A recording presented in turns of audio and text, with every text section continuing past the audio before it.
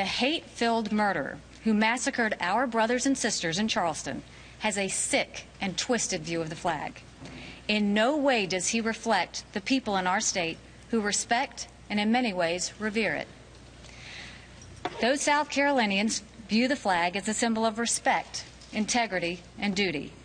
They also see it as a memorial, a way to honor ancestors who came to the service of their state during time of conflict. That is not hate, nor is it racism. At the same time, for many others in South Carolina, the flag is a deeply offensive symbol of a brutally oppressive past. As a state, we can survive, and indeed we can thrive, as we have done, while still being home to both of those viewpoints. We do not need to declare a winner and a loser here. Governor Haley also previewed the legislative and public debate that's going to start now. This is South Carolina's State House. It is South Carolina's historic moment.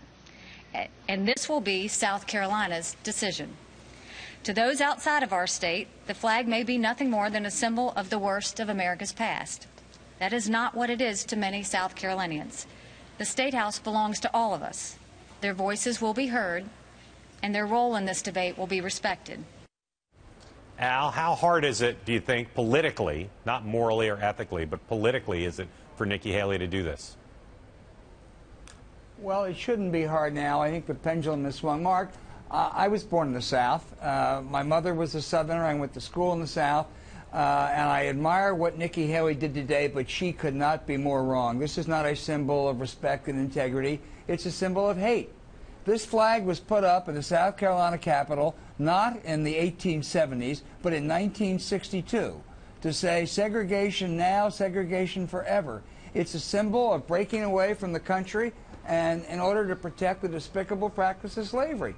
Pure and simple, that's what it is. Al, just take us through, given your wisdom and your long memory, take us through like a little bit of the history of this, of the Confederate flag and the various political battles that have raged in the South over it in recent years.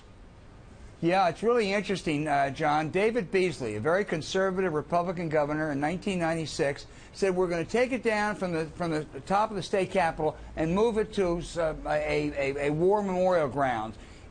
People were outraged. The white population went crazy. He was defeated in the next gubernatorial election by a Democrat. When he ran for the Senate, he was just clobbered by Jim DeMint. Became just absolutely untouchable in conservative circles down there. Same thing happened to Roy Barnes in Georgia. I do think, however, it's one of those issues that because of the tragedy, the awful thing that happened in Charleston, it just raised anew how deeply offensive this is to most African-American citizens. So I suspect the politics today are a lot different than they were 20 years ago. Al, if the legislature does act, does the issue of the flag go away for Democrat and Republican presidential candidates, or are there subsidiary issues that you think they'll now be asked to speak to? Well, but even the flag doesn't go away, Mark. It's still the flag of Mississippi. The emblem is still there in Mississippi. There's still places in some southern forums where the flag is raised. Even Dixie occasionally is sung. I think that does not reflect most Southerners for sure. It doesn't reflect most maybe even doesn't reflect most Republicans, but it's an issue that won't go away till people say, I'm sorry, this is a relic of the past. It really symbolizes hate. There's nothing to be proud about. Al, do you think this isn't celebrating General Joseph Johnston? Right. It went up in 1962. Al, do you think there's a, I mean, one of the strange things that we've seen a lot of bandwagon climbing just in the last hour. Obviously, everyone's coming in now congratulating South Carolina, the ones who are kind of wishy-washy about it. I'm talking about Republican 2016ers. Interestingly, not a word so far from Hillary Clinton. What is it that, what are the politics of this if you're a Democrat? It seems to me it would be a slam dunk to be vocally out for tearing this flag down. Oh, I agree, John. I think it is a slam dunk. I can't imagine that she would have any other position. It may just be that she didn't come. I would be shocked if there was a reason that but Al, she was silent. It's been days. All her campaign has done, I believe, is refer people to statements she made in the last time she ran for president. 2007. Rather than putting out a full-throated, long statement explaining her reasoning. She gave a big speech at the mayor's conference, didn't talk about it. Yeah.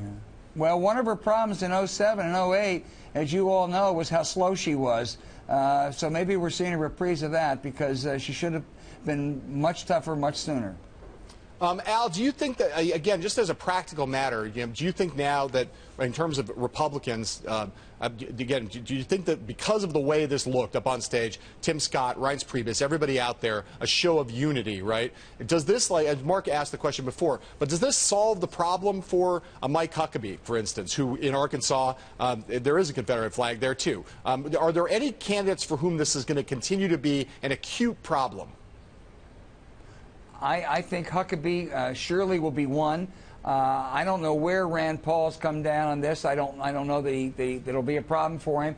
But it solves the problem in South Carolina, assuming the legislature will follow suit, which I can't imagine they would not at this stage. But it doesn't solve the problem elsewhere. And, you know, John, look, the flag itself, it is, as I say, a relic of hate of the past. But what we have to acknowledge is that there's a strain. There is a strain of racism in some of the Southern conservative movement. And as long as that's there, then I think the problem is not going to totally disappear.